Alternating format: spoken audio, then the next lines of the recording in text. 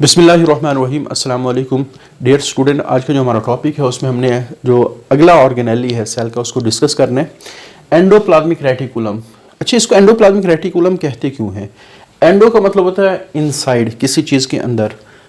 Plasmic cytoplasm के अंदर।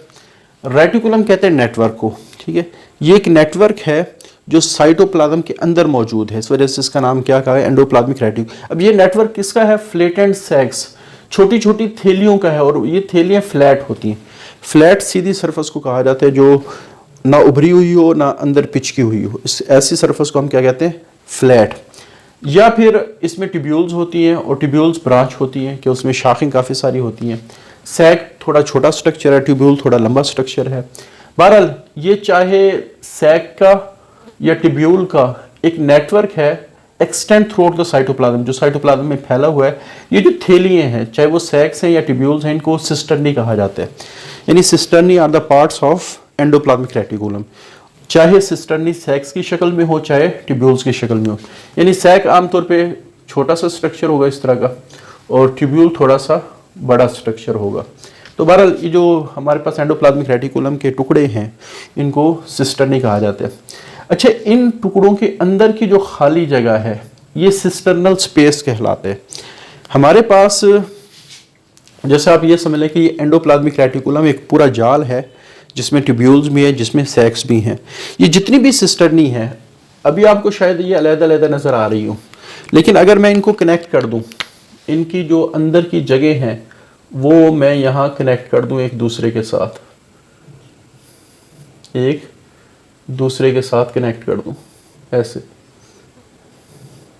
तो इसका फ़ायदा क्या होगा कि ये सारी स्पेसेस आपस में जब कनेक्ट होंगी तो आप ये समझ लें कि ये एक बड़ी जगह का काम करेगी, बड़ी जगह का काम करेगी। यानी ये बिल्कुल इसी तरह है जैसे काफ़ी सारे कमरे वो दीवारों से अलग-अलग थे, लेकिन हमने उनके अंदर की जो दीवारें हैं वो मुकम्मल ख़त्म नहीं की, लेकिन उनके अंदर की दीवारें हमने उसमें बड़े बड़े दरवाजे बना दिए। अब उस दरवाज़ों का फ़ायदा क्या होगा? जैसे मैं कहता हूँ एक रूम में 10 कमरे थे, वो 10 अलग-अलग थे, 10 छोटे छोटे क्लासरूम्स थे। हमने क्या किया कि दरमियान से आधी दीवार को गिरा दिया। यानी अगर दीवार इतनी सारी थी, इसका ये वाला पोर्शन हमने गिरा दिया। अब क्या होगा? सारे कमरे एक दूसरे के साथ कनेक्टेड हो गए। अब इसका फ़ायदा क्या होगा कि एक कमरे में अगर कोई बंदा आता है तो उसको बग़ैर बाहर जाए वो आखिरी कमरे तक भी जा सकता है। यानी यहाँ transfer of material, transfer of luggage, सामान का जो ट्रांसफ़र है वो एक कमरे से दूसरे कमरे में बड़ा आसान हो जाएगा। तो बहरहाल ये जितनी भी हमारे पास सिस्टर्नीज हैं, all are connected, all cisternae are interconnected. अब इसका फ़ायदा क्या हुआ कि जो अंदर की ल्यूमन है, ल्यूमन से मुराद स्पेस, जैसे ये ट्यूब है, इसके अंदर की जो खाली जगह है ये वाली, तो इसको स्पेस भी कह सकते हैं, इसको ल्यूमन भी कह सकते हैं। तो पहले अगर ये कनेक्शन ना होते तो हर ट्यूब की अपनी छोटी सी ल्यूमन होती। अब चूंकि इनके ल्यूमन्स को आपस में कनेक्ट कर दिया गया, तो अब ये पूरा स्ट्रक्चर एक स्ट्रक्चर बन गया, यकजां हो गया। ठीक है, तो इनके अंदर की स्पेसेस भी यकजां हो गई। तो यही बात लिखी गई है कि अब हमारे पास जो स्ट्रक्चर बना है, only one and large convoluted lumen, तो एक बड़ी सी ल्यूमन बन गई। ल्यूमन का मतलब क्या है? अंदर से। कन्वोल्यूटेड का मतलब कि ये सीधी नहीं है, बल्कि ये बहुत सारे इसमें बल हैं। कन्वोल्यूटेड का मतलब होता है ये बलदार है, जो रास्ता सीधा हो, एक ऐसे जिगजैग हो, तो इसको हम कहेंगे कन्वोल्यूटेड। तो इस तरह जो जिगजैग रूट होता है इसको हम क्या कहेंगे? कन्वोल्यूटेड। ये नहीं है कि यहाँ से यहाँ तक एक सीधी रास्ता बना है, नहीं, हो सकता है इसका कनेक्शन यहाँ हो, इसका इसके साथ यहाँ हो। यानी ये बेढंगा से कनेक्शन है तो सही, लेकिन बेढंगे से है। तो इसके लिए हम कौन सा वर्ड इस्तेमाल करते हैं? कन्वोल्यूटेड। क्लियर? अच्छा, अगली बात जो सेल वॉल्यूम। अच्छी, इसकी बात समझ आ गई। इन कनेक्शन का फ़ायदा क्या होगा कि पूरे एंडोप्लाज्मिक रेटिकुलम में जो ट्रांसफ़र ऑफ मटेरियल है वो बड़ी आसानी से होगा। अगर एंडोप्लाज्मिक रेटिकुलम के एक हिस्से में मटेरियल आ जाता है तो उसको एंडोप्लाज्मिक रेटिकुलम के किसी भी हिस्से में भेजना आसान हो जाएगा। परसेंटेज वॉल्यूम की बात करें, ये टोटल सेल वॉल्यूम का 10% है, और ये सिर्फ आपस में कनेक्टेड नहीं है। जैसे आप ये समझ लीजिए जो ब्लैक कलर का है ये न्यूक्लियर इन्वेलप है, और आपको पता है जो न्यूक्लियर इन्वेलप है ये डबल मेम्ब्रेन होती है और इसके अंदर की जो खाली जगह होती है उसको हमने क्या कहा था, पेरी न्यूक्लियर स्पेस। ये जो अंदर की खाली जगह है दो, इसको क्या क्या कहा था, पेरी न्यूक्लियर स्पेस। अच्छा, ये जो एंडोप्लाज्मिक रेटिकुलम है इसकी मेम्ब्रेन और न्यूक्लियस की मेम्ब्रेन ये आपस में जुड़ी हुई होती है। अच्छा, मेम्ब्रेन अगर आपस में जुड़ी हुई हो सेपरेशन फिर भी होती, लेकिन एंडोप्लाज्मिक रेटिकुलम की मेम्ब्रेन और न्यूक्लियस की मेम्ब्रेन में भी आगे कनेक्शंस आ गए। अब इस कनेक्शन का फायदा, एक तो ये सारी स्पेसेस आपस में जुड़ी हुई हैं जो एंडोप्लाज्मिक रेटिकुलम की है। अब ये एंडोप्लाज्मिक रेटिकुलम की जो स्पेसेस हैं ये न्यूक्लियर की जो स्पेस है, ये न्यूक्लियर की जो स्पेस है इसके साथ भी कनेक्ट हो गई है। अब इसका क्या फायदा हो, अगर यहाँ कोई मटेरियल आ जाता है स्पेस के अंदर तो इसको एंडोप्लाज्मिक रेटिकुलम के किसी भी हिस्से में बड़ी आसानी से भेजा जा सकता है। ठीक है, यानी आप ये समझ लें कि इनर मेम्ब्रेन से लेकर एंडोप्लाज्मिक रेटिकुलम की आखिरी मेम्ब्रेन तक एक ही बड़ा स्ट्रक्चर बन गया है क्योंकि ये सारे आपस में जुड़ गए हैं। अब इसका फायदा क्या होगा कि न्यूक्लियस से मटेरियल एंडोप्लाज्मिक रेटिकुलम में भेजना आसान हो गया और एंडोप्लाज्मिक रेटिकुलम से फिर साइटोप्लाज्म में बड़ी आसानी से चला जाएगा।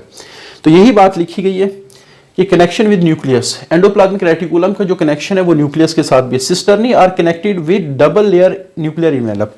तो जो न्यूक्लियर इन्वेलप है उसके साथ कनेक्टेड है cisternae due to their physical connection. और ये जो कनेक्शंस हैं यानी इनके दरमियान भी कनेक्शंस मौजूद हैं।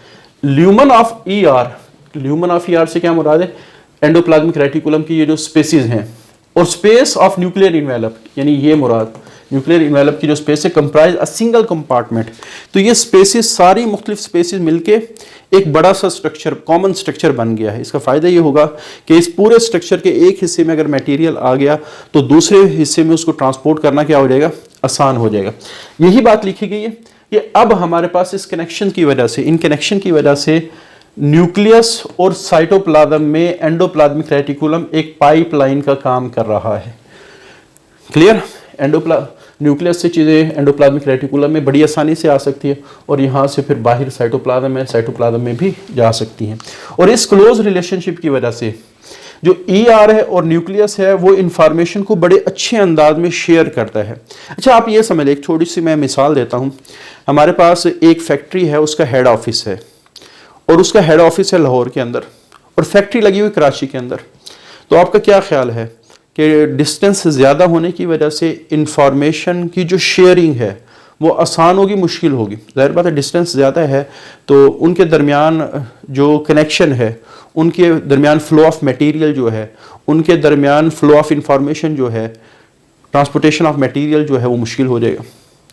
लेकिन अगर हेड ऑफिस लाहौर में हो, जिस जगह लाहौर में हेड ऑफिस है उसके बाहरी फैक्ट्री हो, अब हर चीज़ आसान हो जाएगी। इंफॉर्मेशन का फ्लो भी आसान हो जाएगा, मटेरियल का फ्लो भी क्या हो जाएगा, आसान हो जाएगा। तो ये जो स्ट्रेटजी है जहाँ हेड ऑफिस वहीं फैक्ट्री, ये ज़्यादा एफिशिएंटली वर्क करेगी बनिस्बत ऐसी कि एक बंदा हेड ऑफिस लाहौर में बना ले और फैक्ट्री कराची में लगा दे। तो बिल्कुल इसी तरह जो सेल का हेड ऑफिस है वो न्यूक्लियस है और जो एंडोप्लाज्मिक रेटिकुलम, इसको सेल की फैक्ट्री भी कहा जाता है क्योंकि बहुत सारी चीज़ें एंडोप्लाज्मिक रेटिकुलम बना रही है। चूंकि ये दोनों करीब करीब हैं, इस वजह से जो शेयरिंग ऑफ इंफॉर्मेशन है, जो इनकी वर्किंग है, जो इनका फंक्शन है, वो एफिशिएंटली सेल में हो रहा है। यही बात लिखी गई इस क्लोज रिलेशनशिप की वजह से। ER, एंडोप्लाज्मिक रेटिकुलम और न्यूक्लियस, ये अपनी इंफॉर्मेशन को भी अच्छे अंदाज में शेयर करते हैं और अपने फंक्शन को भी अच्छे अंदाज में शेयर करते हैं। अगेन, एंडोप्लाज्मिक रेटिकुलम को मैंने फैक्ट्री क्यों कहा, क्योंकि ये काफ़ी सारी चीज़ों को मैन्युफैक्चर करती है। सिर्फ मैन्युफैक्चर नहीं करती, उसकी प्रोसेसिंग भी करती है। प्रोसेसिंग का मतलब किसी चीज़ की क्वालिटी को बेहतर बनाना। जैसे अपने लेज़ वगैरह के चिप्स खाए होंगे तो सबसे पहले फैक्ट्री के अंदर वो चिप्स बनते हैं आलूओं से, लेकिन अगर वो चिप्स बन के फ़ौरन ही मार्केट में आ जाए तो उन पे मिर्च मसाला ना छिड़का जाए तो शायद उनकी क्वालिटी इतनी अच्छी ना हो और हो सकता है उनकी सेल भी इतनी अच्छी ना हो। लेकिन जब लेज़ वाले उस चिप्स के ऊपर मुख्तलिफ़ किस्म के मसाला जात छिड़कते हैं, कोई चीज़ वाला, कोई मसाले वाला, कोई योगर्ट वाला, मुख्तलिफ़ किस्म के मसाला जात छिड़कते हैं, अब उसकी सेल्स बढ़ जाती है क्योंकि क्वालिटी इंप्रूव होगी। ये प्रोसेसिंग है, ये जो मुख्तलिफ़ किस्म के मसाला जात का छिड़कना, ये प्रोसेसिंग है कि एक प्रोडक्ट जो बनी थी उसको मज़ीद क्या बना दिया गया, बेहतर बना दिया गया। तो बहरहाल एंडोप्लाज्मिक रेटिकुलम चीज़ को बनाता भी है, उसको प्रोसेस भी करता है और फिर ट्रांसपोर्ट कर देता है मुख्तलिफ़ किस्म के जो केमिकल्स ये बनाता है यूज़ सेल के अंदर भी ट्रांसपोर्ट कर सकते हैं जहाँ उसकी ज़रूरत है और सेल से बाहर भी ट्रांसपोर्ट कर सकते हैं। आगे हमारे पास एंडोप्लाज्मिक रेटिकुलम की दो टाइप्स हैं। जो न्यूक्लियस के साथ साथ हिस्सा होता है उसके ऊपर छोटे छोटे दाने भी होते हैं। ये जो दाने हैं ये राइबोसोम कहलाते हैं। ये क्या कहलाते हैं? राइबोसोम कहलाते हैं। और एंडोप्लाज्मिक का वो हिस्सा जिस पर ये राइबोसोम मौजूद होंगे वो RER कहलाएगा। जैसे किसी के चेहरे पर दाने हो तो वो चेहरा उसका रफ हो जाता है, तो यहीं से मिसाल ली गई है। सबसे पहले rough endoplasmic reticulum, surface of RER, इसका शॉर्ट फॉर्म RER है, इज कवर्ड विद राइबोसोम। ये राइबोसोम पर मुश्तमिल है, गिविंग बम्पी अपीयरेंस, एक ना हमवारी सी अपीयरेंस, यानी स्मूथ जो ना हो। When viewed with under microscope, तो माइक्रोस्कोप के नीचे जब देखेंगे तो इसकी सरफेस जो है वो बम्पी नजर आएगी, स्मूथ नजर नहीं आएगी। इसका काम चूंकि इसके ऊपर राइबोसोम है और राइबोसोम का फंक्शन है प्रोटीन बनाना, तो प्रोडक्शन और फिर इसकी प्रोसेसिंग करना, यानी राइबोसोम तो प्रोटीन बनाएंगे, प्रोटीन बन के जब RER के अंदर आएगी तो वो उसकी प्रोसेसिंग करेगी। प्रोसेसिंग का मतलब मैंने बताया कि हो सकता है कुछ मिर्च मसालों को छिड़का जाए, तो हो सकता है कुछ और किसी और शक्ल में उसको मॉडिफाई कर दिया जाए। तो बहरहाल प्रोसेसिंग के मुख्तलिफ मतालिब होते हैं। जैसे यहाँ एक मिसाल दी गई है, प्रोटीन तो राइबोसोम ने बना दी, अब उसकी प्रोसेसिंग कैसे हो रही है, उसमें एडिशन ऑफ अदर केमिकल्स, कि कुछ और केमिकल उसमें ऐड, जैसे प्रोटीन को शुगर के साथ ऐड करके ग्लाइकोप्रोटीन बना दी। तो ये फंक्शन किस में हो रहा है? RER का। अच्छा, जब प्रोसेसिंग हो जाती है फिर उस प्रोडक्ट को सेल के उस हिस्से में भेज दिया जाता है जहां उसकी ज़रूरत है, या फिर गोल्जी अपरेटस को भेज दिया जाता है। अच्छा, गोल्जी अपरेटस क्या करता है? उसको मजीद प्रोसेस और मॉडिफाई करता है। एक बात ध्यान में रखेंगे, जैसे एक फैक्ट्री है, उसने सामान बनाना है और वो सामान पाकिस्तान में ही इस्तेमाल होता है, शायद उसकी क्वालिटी इतनी अच्छी ना हो, लेकिन अगर उसने वो सामान फैक्ट्री उसने बाहर एक्सपोर्ट करना है, अमेरिका, ऑस्ट्रेलिया, कनाडा, जापान, तो क्या ख्याल है क्वालिटी वाइज वो वही उसी तरह की क्वालिटी रखेगा जो उसने पाकिस्तान के लोगों को सेंड करनी है? तो इसका जवाब होगा नहीं, क्योंकि वो लोग क्वालिटी वाइज बहुत ज़्यादा कॉन्शियस होते हैं। अगर वो चाहते हैं कि मेरी प्रोडक्ट वहाँ भी बिके तो उसको क्वालिटी को बहुत अच्छा इंप्रूव करना पड़ेगा। तो बिल्कुल इसी तरह है, एंडोप्लाज्मिक रेटिकुलम ने चीज़ बना दी, अगर सेल में इस्तेमाल होनी है तो हो सकता है वो उसकी क्वालिटी में थोड़ी कमी बेशी हो, लेकिन जब कोई मटेरियल सेल ने बाहर भेजना है तो जब वो बाहर भेजेगा तो ऑटोमेटिकली सेल उसकी क्वालिटी को क्या करेगा? इम्प्रूव करेगा। तो सेल की क्वालिटी को इम्प्रूव करना ये गोल्जी अपरेटस का फंक्शन है। सेल की प्रोडक्ट की क्वालिटी को इम्प्रूव करना जो एंडोप्लाज्मिक रेटिकुलम से, ये किसका फंक्शन है? Golgi apparatus. इस गोल्जी अपरेटस को आगे डिटेल के साथ भी हम पढ़ेंगे। तो बहरहाल गोल्जी अपरेटस को भी ये भेज देता है, लेकिन ज़्यादातर वो चीज़ें गोल्जी अपरेटस में आती हैं जो सेल से बाहर जानी हो। अच्छा, दूसरी हमारे पास टाइप है स्मूथ एंडोप्लाज्मिक रेटिकुलम। इसमें राइबोसोम नहीं होती, इस वजह से ये बड़ी इवन नज़र आती है, बड़ी स्मूथ नज़र आती है, और इसकी जो अमाउंट है वो ज़्यादातर सेल में रफ से कम होती है। यहाँ भी अगर देखें, मैंने यहाँ तक रफ ड्रा किया और यहाँ तक स्मूथ ड्रा किया, तो मोस्ट ऑफ द सेल के अंदर रफ एंडोप्लाज्मिक रेटिकुलम की परसेंटेज ज़्यादा है और स्मूथ एंडोप्लाज्मिक रेटिकुलम की परसेंटेज कम है। लेकिन यहाँ मैंने मोस्ट ऑफ द सेल की बात की, सारे सेल की बात नहीं की। अब किन सेल में स्मूथ की ज़्यादा हो सकती है उसको आगे डिस्कस कर लें। सबसे पहले स्मूथ एंडोप्लाज्मिक रेटिकुलम में बहुत सारे एंजाइम होते हैं जिनका काम लिपिड्स को मुख्तलिफ शक्लों में कन्वर्ट करना होता है। जैसे फास्फोलिपिड्स वगैरह हमने पढ़े थे, मेम्ब्रेन बनाने के लिए वो आमतौर पे यहीं बन रहे होते हैं। लिपिड्स को मुख्तलिफ शक्लों में कन्वर्ट करना है, कार्बोहाइड्रेट का मेटाबॉलिज्म करवाना, कार्बोहाइड्रेट को मुख्तलिफ शक्लों में कन्वर्ट करना, और अगर हमारे सेल में खुदा न खास्ता ड्रग्स आ जाएँ, पॉइजन्स आ जाएँ, जहरीली चीज़ें आ जाएँ, उनको डिटॉक्सीफाई करना, उनके जहरीले इफेक्ट को ख़त्म करना डिटॉक्सिफिकेशन कहलाता है। तो ये तीन मेजर काम है, लिपिड का मेटाबॉलिज्म, कार्बोहाइड्रेट का मेटाबॉलिज्म और जहरीली चीज़ों की डिटॉक्सिफिकेशन, के जहरीले असरात को ख़त्म करना।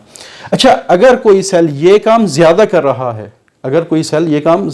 रहा है, तो मच एक्सटेंसिव तो इसके अंदर स्मूथ एंडोप्लाज्मिक रेटिकुलम की जो अमाउंट या परसेंटेज है वो रफ से ज़्यादा होगी। जैसे ब्रेन और मसल में ये लिपिड प्रोडक्शन और कार्बोहाइड्रेट प्रोडक्शन बहुत ज़्यादा होती है, क्योंकि ये बहुत ज़्यादा एक्टिव सेल्स हैं, इन्होंने हर वक्त एनर्जी को इस्तेमाल करना है, तो इनके अंदर स्मूथ की अमाउंट ज़्यादा होती है। इसी तरह लिवर, ड्रग्स और पॉइजन की डिटॉक्सिफिकेशन करना, ये लिवर सेल का एक बड़ा फंक्शन है, तो इसमें भी स्मूथ एंडोप्लाज्मिक रेटिकुलम की अमाउंट क्या होगी, ज़्यादा होगी।